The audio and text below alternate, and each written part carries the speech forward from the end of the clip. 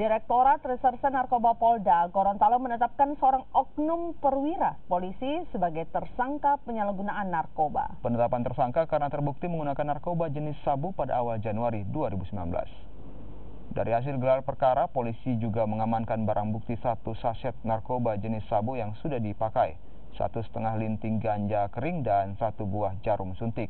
Tak hanya itu, akibat perbuatannya, kini oknum perwira polisi yang bertugas sebagai kepala bagian operasi di Polres Bualemo, Gorontalo ini terancam dipecat secara tidak terhormat. Oknum perwira polisi ini diketahui menggunakan narkoba jenis sabu setelah dilakukan tes urin oleh Kapolres Bualemo, Gorontalo pada awal Januari 2019.